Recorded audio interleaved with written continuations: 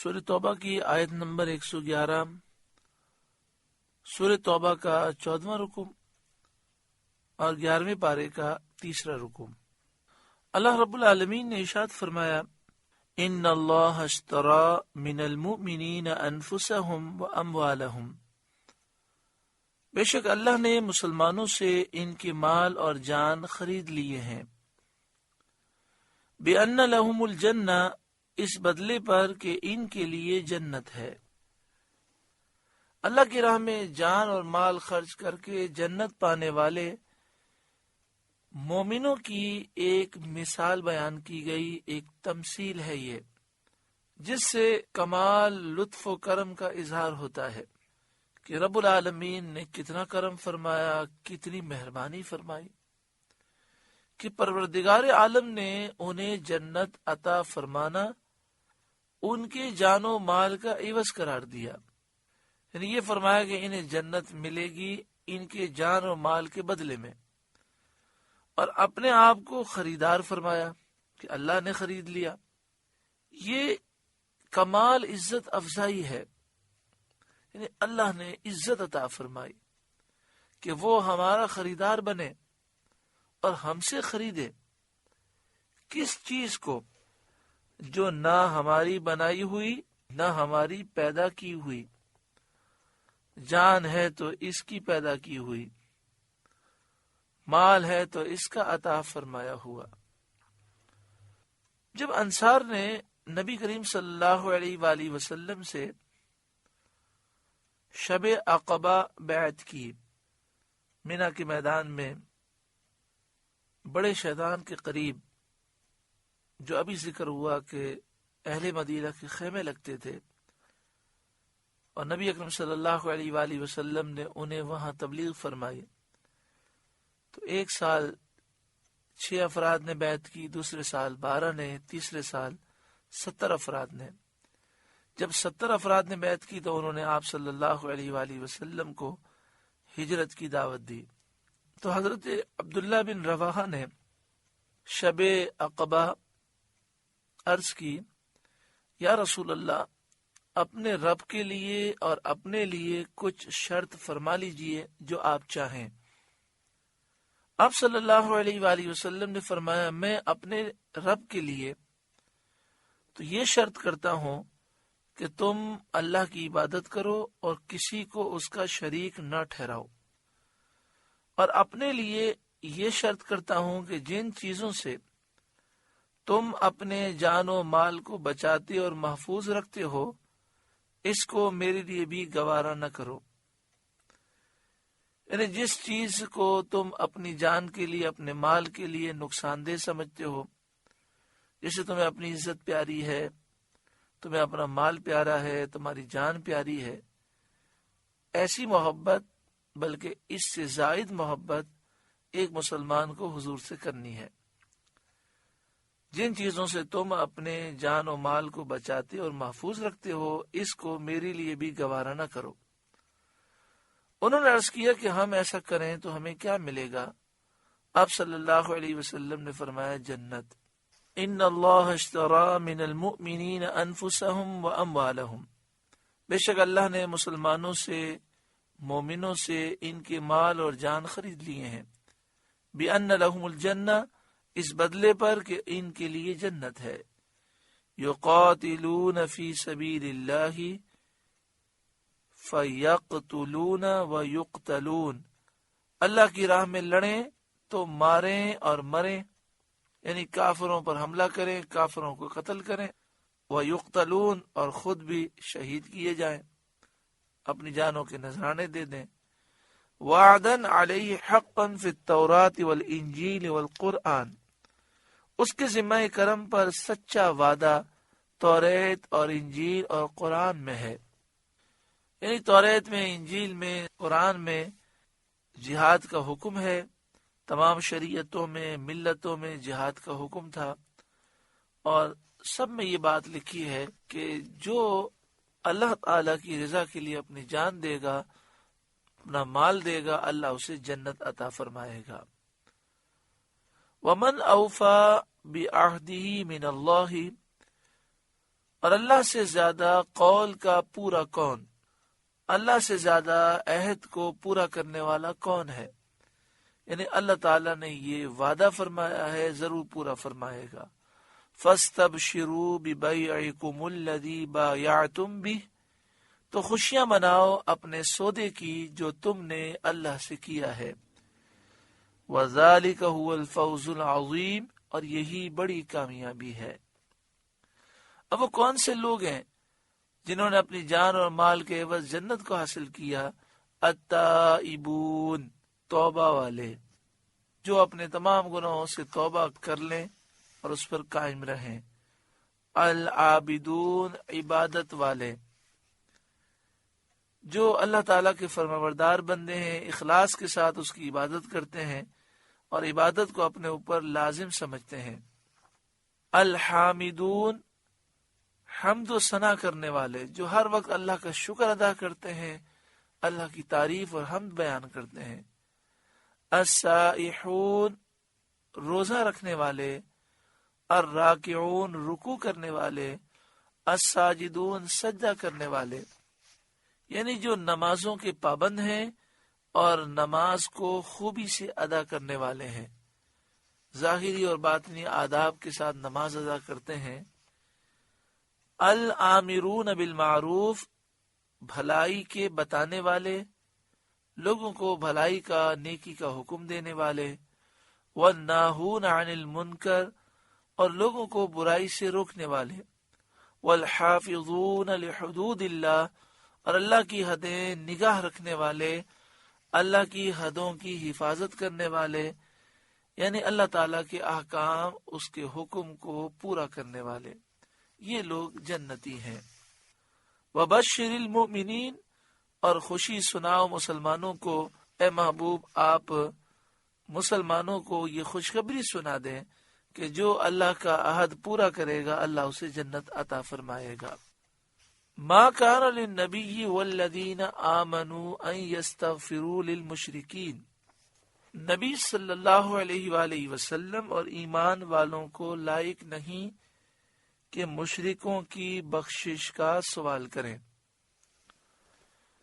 اس آیت کریمہ سے معلوم ہوا کہ کافر کے لیے، مشرک کے لیے، ایسا بدعقیدہ جس کی بدعقیدگی کفر تک پہنچی ہوئی ہو، اس کے لیے مغفرت کا سوال کرنا یہ حرام ہے، بلکہ کفر ہے۔ وَلَوْ كَانُوا أُولِي قُرْبَى مِن بَعْدِ مَا تَبَيَّنَ لَهُمْ أَنَّهُمْ أَصْحَابُ الْجَحِيمِ، اگرچہ وہ قریبی رشتہ دار ہو، اگرچہ وہ رشتہ دار ہوں، جبکہ انہیں کھل چکا کہ وہ جہنمی ہے۔ اس آیت کریمہ کا جو شان نزول ہے اس میں چند اقوال ہیں۔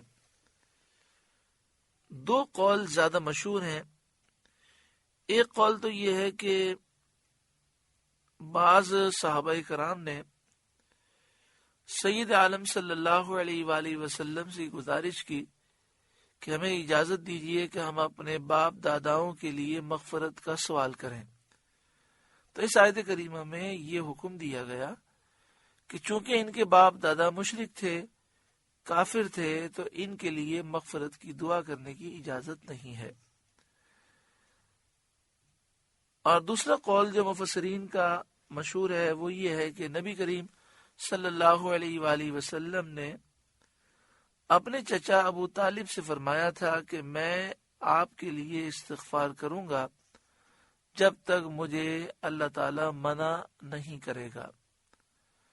ابو طالب ایمان نہیں لائے تھے۔ اعلی حضرت امام اہل سنت نے اس پر کافی تحقیقات فرمائی ہیں، فتاوی ردویہ شریف میں آپ اسے پڑھ سکتے ہیں۔ تو اللہ تعالیٰ نے یہ آیت نازل فرما کر منع فرما دیا کہ چونکہ ان کا خاتمہ ایمان پر نہیں ہوا لہذا آپ ان کے لیے مغفرت کا سوال نہ کریں۔ ایک روایت مشہور کی جاتی ہے کہ سید عالم صلی اللہ علیہ وآلہ وسلم نے فرمایا کہ میں نے اپنے رب سے اپنی ماں کی قبر کی زیارت کی اجازت چاہی تو اللہ نے مجھے اجازت دی۔ پھر میں نے ان کے لیے استغفار کی اجازت چاہی تو مجھے اجازت نہ دی گئی اور مجھ پر یہ آیت کریمہ نازل ہوئی۔ لیکن صحیح ہے کہ یہ شان نزول کی وجہ صحیح نہیں ہے، کیونکہ اس روایت کو امام ذہبی نے ضعیف بتایا ہے۔ اس کے علاوہ یہ حدیث بخاری کی حدیث کے مخالف بھی ہے، جس میں آپ کا والدہ کے لیے استغفار کرنا نہیں بتایا گیا، بلکہ بخاری کی حدیث سے یہی ثابت ہے کہ ابو طالب کے لیے استغفار کرنے کے بارے میں یہ حدیث وارد ہوئی اور یہ آیت کریمہ اس وجہ سے نازل ہوئی۔ اس کے علاوہ اور بھی حدیثیں ہیں جن کو طبرانی نے، ابن سعد نے، ابن شاہین نے روایت کیا ہے اور سب کی سب ضعیف ہیں۔ ابن سعد نے طبقات میں حدیث کی تخریج کے بعد اس حدیث کو غلط بتایا ہے۔ محدث ابن سعد نے یہ لکھا کہ یہ جو حدیث پیش کی جاتی ہے کہ نبی اکرم صلی اللہ علیہ وآلہ وسلم نے اپنی والدہ کی قبر کی زیارت کی اجازت مانگی تو مل گئی، اور پھر جب آپ نے ان کے لیے استغفار کرنے کی اجازت مانگی تو منع کر دیا گیا، کہتے ہیں یہ حدیث، یہ روایت غلط ہے۔ امام جلال الدین سیوطی علیہ رحمہ، جنہیں کئی مرتبہ بیداری میں سرکار دو عالم صلی اللہ علیہ وسلم کی زیارت ہوئی، عظیم محدث ہیں اور صدیوں پرانے بزرگ ہیں، پوری دنیا کے اہل علم انہیں تسلیم کرتے ہیں۔ انہوں نے اپنے رسالے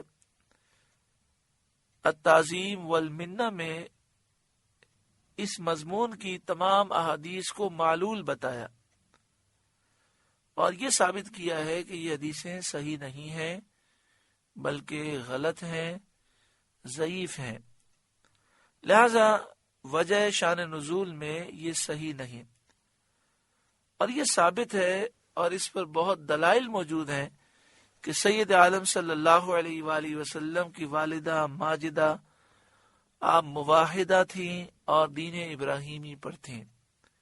افسوس ہے سعودی عرب کے نجدیوں پر کہ ایک غلط روایت کی وجہ سے، ضعیف روایت کی وجہ سے، معلول روایت کی وجہ سے، نعوذ باللہ من ذالک، حضرت بی بی آمنہ رضی اللہ تعالی عنہا کو وہ مشرکہ اور کافرہ سمجھتے ہیں، نعوذ باللہ من ذالک۔ یعنی اتنی صحیح روایتیں ہیں جس میں حضرت بی بی آمنہ کے ایمان کا ذکر ہے، انہیں چھوڑ کر ایک غلط روایت کی بنیاد پر ایسا عقیدہ رکھتے ہیں۔ اللہ تبارک و تعالی ان کے شر سے ہر مسلمان کو محفوظ فرمائے۔ سعودی عرب سے جو قرآن پاک چھپا ہے، جس میں ترجمہ بھی اردو میں غلط کیا گیا ہے اور تفسیر بھی غلط کی گئی ہے جگہ جگہ، وہاں بھی انہوں نے یہی کیا ہے کہ اسی قول پر زور دیا ہے کہ حضرت بی بی آمنہ رضی اللہ تعالی عنہ کے بارے میں بکواسات کی ہیں، اور لوگوں کو تو بیچاروں کو شعور ہی نہیں ہے۔ وہ ایسے نادان ہیں کہ وہ یہ سمجھتے نہیں ہیں کہ یہ جو تفسیر لکھی ہوئی ہے یہ تو انسان نے خود لکھی ہے اور ترجمہ ایک عام آدمی نے خود کیا ہے۔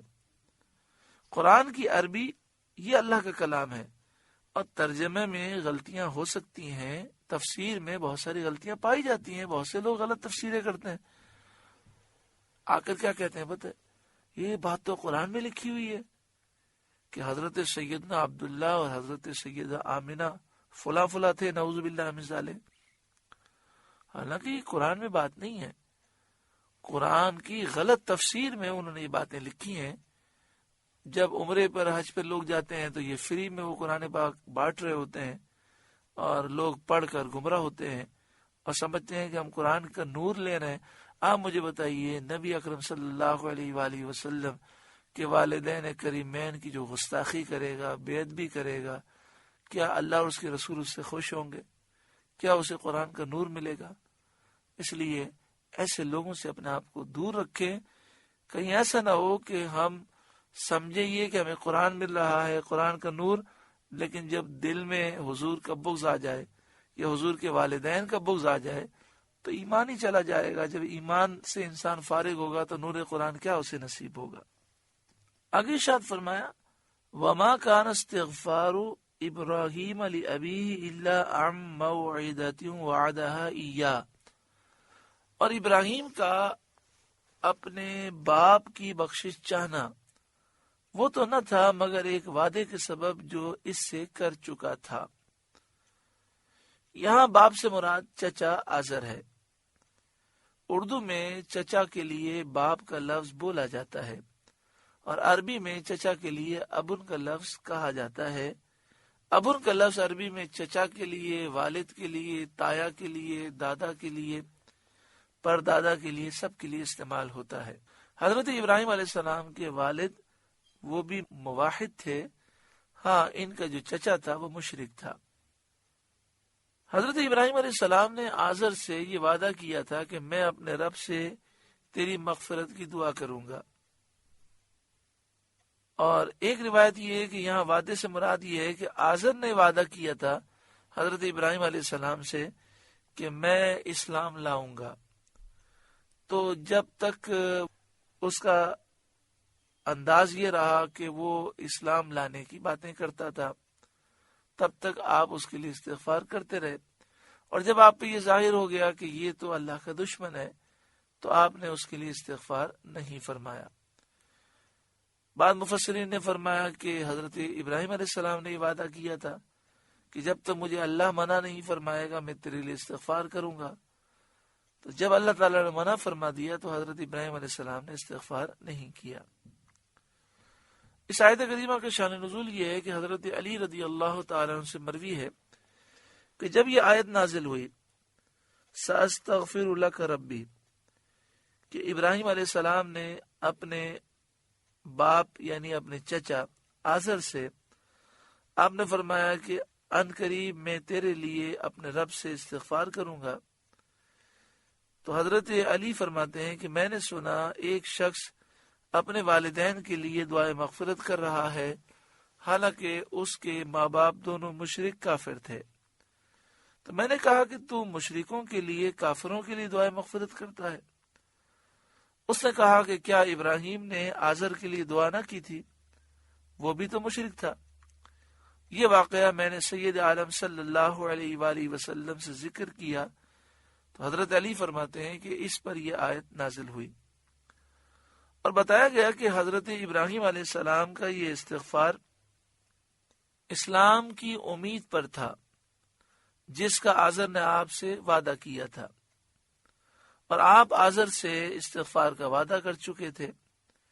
جب یہ امید منقطع ہو گئی تو آپ نے اس سے اپنا تعلق ختم کر لیا اور اللہ تعالیٰ نے آپ کو استغفار کرنے سے منع فرما دیا۔ فلما تبین له انه عدو للہ تبرأ منہ، پھر جب ابراہیم کو کھل گیا کہ وہ اللہ کا دشمن ہے، تبرأ منہ، اعلی حضرت امام اہل سنت نے کنز الایمان میں اس کا ترجمہ فرمایا اس سے تین کا توڑ دیا، یعنی اس سے تعلق ختم کر دیا اور استغفار کرنا آپ نے چھوڑ دیا۔ ان ابراہیم لأواہ حلیم، بے شک ابراہیم ضرور اواہ تھے۔ اواہ کے معنی بہت آہیں کرنے والا، بہت زیادہ دعا کرنے والا، گریہ و زاری کرنے والا۔ حلیم بہت زیادہ حلم والا، برداشت کرنے والا۔ اللہ تعالی ہمیں علم بھی دے، عمل بھی دے اور حلم بھی دے، برداشت کی بھی اللہ تعالیٰ قوت عطا فرمائے۔ وما كان الله ليضل قوما بعد إذ هداهم حتى يبين لهم ما يتقون، اور اللہ کی شان نہیں کہ کسی قوم کو ہدایت کر کے گمراہ فرمائے جب تک انہیں صاف نہ بتا دے کہ کس چیز سے انہیں بچنا چاہیے۔ یعنی اللہ تعالی لوگوں پر گمراہی کا حکم نہیں فرماتا اور انہیں گمراہوں میں داخل نہیں فرماتا جب تک کہ یہ نہ بتا دیا جائے کہ کس چیز پر عمل نہیں کرنا، کس چیز سے تمہیں دور رہنا ہے۔ تو پہلے نبی اور رسول بھیجے جاتے ہیں، یا نبی اور رسول کی طرف سے قاصد بھیجے جاتے ہیں، اور لوگوں کو صاف اللہ کے احکام بتاتے ہیں، پھر لوگ عمل نہیں کرتے، وہ تباہ ہوتے ہیں اور ان پر اللہ کا عذاب آتا ہے۔ مطلب یہ کہ جو چیز ممنوع ہے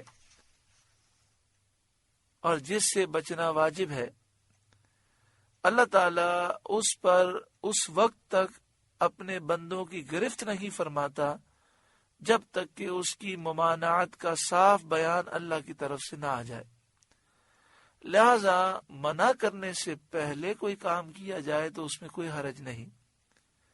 جیسے شراب حرام نہیں تھی، حلال تھی، تو شراب کے حرام ہونے سے پہلے جنہوں نے شراب پی، صحابہ کرام، آپ فرماتے ہیں کہ اسلام کی ابتدا میں شراب حرام نہیں تھی، لیکن جب شراب حرام ہو گئی تو پھر پینا منع ہو گیا۔ اس سے پہلے کسی نے شراب پی تو اس میں کوئی حرج نہیں۔ اس سے معلوم ہوا کہ جس چیز کی شریعت کی جانب سے ممانعت نہ ہو وہ جائز ہے، جس چیز کو شریعت منع نہ کرے وہ جائز ہے۔ اس کا شان نزول یہ ہے کہ جب مومنین کو یہ منع کیا گیا کہ وہ کافر کے لیے، مشرک کے لیے استغفار نہ کریں، تو انہیں یہ فکر ہوئی کہ ہم جو پہلے استغفار کر چکے ہیں تو کہیں ایسا تو نہیں کہ اس پر ہماری گرفت ہو جائے۔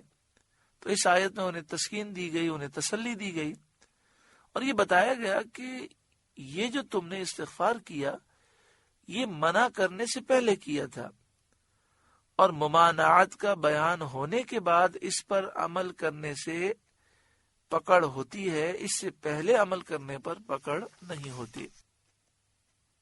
ان اللہ بکل شیء علیم، بے شک اللہ سب کچھ جانتا ہے۔ ان اللہ لہ ملک السماوات والارض، بے شک اللہ ہی کے لیے ہے آسمانوں اور زمین کی سلطنت۔ یحیی و یمیت، زندہ کرتا ہے اور موت دیتا ہے۔ وما لکم من دون اللہ من ولی ولا نصیر، اور اللہ کے سوا تمہارا کوئی والی اور مددگار نہیں۔ لقد تاب اللہ علی النبی، بے شک اللہ کی رحمتیں متوجہ ہوئیں نبی صلی اللہ علیہ وسلم پر، غیب بتانے والے پر، والمہاجرین اور مہاجرین پر، والانصار اور انصار پر، الذین اتبعوہ فی ساعۃ العسرۃ، جنہوں نے مشکل کی اس گھڑی میں نبی صلی اللہ علیہ وسلم کا ساتھ دیا، یعنی غزوہ تبوک میں جنہوں نے ساتھ دیا۔ غزوہ تبوک کو غزوہ عسرت بھی کہتے ہیں، عسرت مانے تنگی۔ اس غزوے میں تنگی کا یہ حال تھا کہ 10 آدمیوں میں سواری کے لیے ایک اونٹ تھا، باری باری اس پر سوار ہوتے تھے، اور کھانے کی قلت کا یہ حال تھا کہ ایک کھجور پر کئی آدمی گزارا کرتے تھے، اس طرح کہ ہر ایک نے تھوڑی تھوڑی چوس کر ایک گھونٹ پانی پی لیا۔ پانی کی بھی نہایت قلت تھی، گرمی شدت کی تھی، پیاس کا غلبہ تھا، پانی موجود نہیں تھا۔ اس حال میں صحابہ علیہم رضوان اپنے صدق اور یقین اور ایمان اور اخلاص کے ساتھ حضور صلی اللہ علیہ وآلہ وسلم کی جان نثاری میں ثابت قدم رہے۔ حضرت ابوبکر صدیق رضی اللہ تعالی عنہ نے عرض کی، یا رسول اللہ صلی اللہ علیہ وسلم، اللہ تعالی سے دعا فرمائیے۔ آپ صلی اللہ علیہ وآلہ وسلم نے فرمایا، کیا تمہیں یہ خواہش ہے؟ عرض کیا، جی ہاں یا رسول اللہ، میری خواہش ہے کہ آپ دعا کریں۔ تو آپ صلی اللہ علیہ وآلہ وسلم نے دست مبارک اٹھا کر دعا فرمائی۔ ابھی ہاتھ مبارک اٹھے ہی ہوئے تھے کہ اللہ تعالیٰ نے بادل بھیجا، بارش ہوئی، لشکر سیراب ہوا۔ لشکر والوں نے 30,000 کا لشکر تھا، انہوں نے اپنے برتن پانی سے بھر لیے۔ اس کے بعد جب آگے چلے تو زمین خشک تھی، یعنی بادل نے صرف لشکر میں ہی بارش کی، اس کے علاوہ بارش نہ ہوئی۔ وہ بارش خاص اسی لشکر میں ہوئی اور وہ بادل اسی لشکر کو سیراب کرنے کے لیے بھیجا گیا تھا۔ تو وہ مہاجرین اور انصار پر اللہ تعالیٰ کی رحمتیں متوجہ ہوئیں جنہوں نے اس مشکل کی گھڑی میں حضور کا ساتھ دیا۔ من بعد ما کاد یزیغ قلوب فریق منہم، بعد اس کے کہ قریب تھا کہ ان میں کچھ لوگوں کے دل پھر جائیں اور وہ اس شدت و سختی میں رسول کریم صلی اللہ علیہ وآلہ وسلم سے جدا ہونا گوارا کریں اور جدا ہو جائیں۔ ثم تاب علیہم، پھر ان پر رحمت سے اللہ متوجہ ہوا، یعنی اللہ نے ان پر رحمت فرمائی اور وہ صابر اور ثابت رہے، ان کا اخلاص محفوظ رہا۔ ان کے دل میں یہ جو خیال آیا تھا کہ بڑی مشکل ہے ہم حضور کا ساتھ چھوڑ کر دوبارہ مدینے بھاگ جائیں، تو انہیں بڑی شرمندگی ہوئی اور اس پر انہوں نے توبہ کی۔ انہو بہم رؤوف الرحیم، بے شک وہ ان پر نہایت مہربان رحم والا ہے۔ وعلی الثلاثۃ الذین خلفوا، اور اللہ کی رحمت متوجہ ہوئی ان 3 افراد پر جو موقوف رکھے گئے تھے۔ 3 افراد وہ جن کا ذکر پچھلی آیت میں ہو چکا ہے، وآخرون مرجون لامر اللہ میں، کہ 3 افراد وہ جو باقی رہ گئے تھے اللہ تعالیٰ کے حکم کے لیے انہیں موقوف رکھا گیا، وہ منتظر تھے کہ اللہ ہمیں کیا حکم دیتا ہے۔ یہ 3 افراد حضرت کعب بن مالک ہیں، حضرت ہلال بن امیہ اور حضرت مرارہ بن ربیع۔ یہ تینوں انصاری تھے۔ رسول کریم صلی اللہ علیہ وآلہ وسلم نے تبوک سے واپس ہو کر ان سے جہاد میں حاضر نہ ہونے کی وجہ دریافت فرمائی، تو انہوں نے عرض کیا کہ کوئی خاص وجہ نہیں تھی، صرف یہ خیال آیا کہ ہمارے پاس سواریاں تو بڑی اچھی ہیں، ہم بعد میں تیز رفتاری کے ساتھ پہنچ جائیں گے، لیکن ہم ارادہ ہی کر رہے تھے کہ وہیں سے آپ نے واپسی کا ارادہ فرما لیا، تو ہم جہاد میں نہیں آ سکے۔ آپ نے فرمایا ٹھہرو جب تک اللہ تعالیٰ تمہارے لیے کوئی فیصلہ فرمائے، اور مسلمانوں کو ان لوگوں سے ملنے جلنے اور گفتگو کرنے سے منع فرما دیا، یہاں تک کہ ان کے رشتہ داروں، ان کے دوستوں، ان کی ازواج نے بھی کلام چھوڑ دیا، یہاں تک کہ ایسا معلوم ہوتا تھا کہ ان کو کوئی پہچانتا ہی نہیں اور ان کی کسی سے پہچان ہی نہیں۔ اس حال میں انہیں 50 دن گزر گئے۔ وعلی الثلاثۃ الذین خلفوا، اور ان 3 پر اللہ تعالیٰ کی رحمت متوجہ ہوئی جو موقوف رکھے گئے تھے۔ حتی اذا ضاقت علیہم الارض بما رحبت، یہاں تک کہ جب زمین اتنی وسیع ہو کر ان پر تنگ ہو گئی اور انہیں کوئی ایسی جگہ نہ مل سکی جہاں ایک لمحے کے لیے انہیں قرار ہوتا، ہر وقت پریشانی، رنج، غم، بے چینی اور اضطراب میں وہ مبتلا تھے۔ بخاری شریف میں بہت طویل ان کا واقعہ ہے۔ حضرت کعب بن مالک کہتے ہیں میں روتا رہتا تھا، بس مجھے یہی فکر ہوتی تھی کہ اس حال میں اگر میں مر گیا تو حضور تو میرا جنازہ بھی نہیں پڑھیں گے، اور اگر سرکار دو عالم صلی اللہ علیہ وسلم کا وصال ہو گیا تو ساری زندگی کوئی بھی مجھ سے بات نہیں کرے گا، اور حضور ناراضگی کے عالم میں مجھ سے چلے گئے تو میرا کیا ہوگا۔ تو آپ کہتے ہیں میں روتا رہتا تھا، اور تینوں صحابہ کرام کی یہی کیفیت تھی۔ آگے ارشاد فرمایا وَضَاقَتْ عَلَيْهِمْ أَنفُسُهُمْ، اور وہ اپنی جان سے تنگ آ گئے، شدت رنج و غم کی وجہ سے۔ نہ کوئی غمخوار تھا جس سے بات کریں، نہ کوئی ایسا تھا جسے دل کا حال سنا سکیں، وحشت تھی، تنہائی تھی، رات دن گریہ وزاری کر رکھے تھے۔ وَظَنُّوا أَلَّا مَلْجَأَ مِنَ اللَّهِ إِلَّا إِلَيْهِ، اور انہیں یقین ہوا کہ اللہ سے پناہ نہیں مگر اسی کے پاس، یعنی وہ اسی امید پر تھے کہ اللہ ضرور کرم فرمائے گا۔ ثُمَّ تَابَ عَلَيْهِمْ لِيَتُوبُوا، پھر ان کی توبہ قبول کی کہ وہ تائب رہیں۔ اللہ تعالیٰ نے ان پر رحم فرمایا توبہ قبول فرمائی تاکہ یہ گناہوں سے ہمیشہ محفوظ رہیں۔ ان اللہ هو التواب الرحیم، بے شک اللہ ہی توبہ قبول کرنے والا مہربان ہے۔ سورہ توبہ کا 14واں رکوع مکمل ہوا۔ جہاں اس رکوع میں کئی نصیحتیں ہیں، وہاں یہ بھی ہے کہ حضرت کعب بن مالک اور حضرت مرارہ بن ربی اور حضرت ہلال بن امیہ، یہ تین وہ انصاری صحابہ ہیں کہ جنہوں نے دیگر غزوات میں اپنا مال خرچ کیا، زخمی ہوئے ہیں، زخم کھائے ہیں۔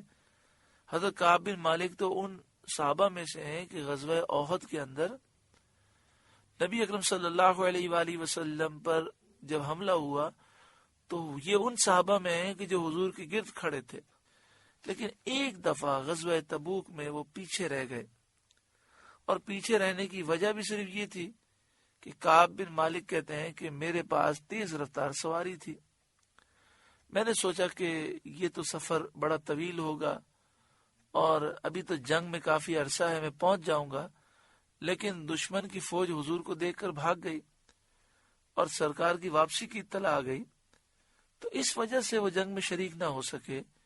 لیکن 50 دن تک نبی اکرم صلی اللہ علیہ وآلہ وسلم کی رضا حاصل کرنے کے لیے یہ روتے رہے، اللہ سے معافیاں مانگتے رہے۔ اور آج ہمارا حال یہ ہے کہ دن رات ہم گناہ کرتے ہیں، ہمیں اپنے وہ نیک اعمال یاد آتے ہیں کہ ہم نے یہ تسبیح پڑھ لی، وہ تسبیح پڑھ لی، ہم یہ سوچتے نہیں ہیں کہ کہیں ایسا نہ ہو کہ ہمارے یہ گناہوں کے اعمال سے اگر اللہ ناراض ہو گیا، اس کے حبیب ناراض ہو گئے تو ہمارا کیا ہوگا۔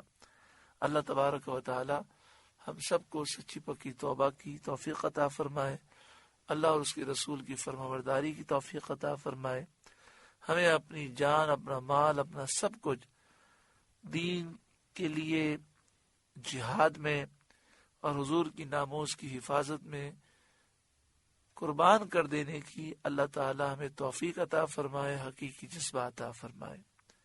آمین بجاہ سید المرسلین صلی اللہ علیہ وآلہ وسلم۔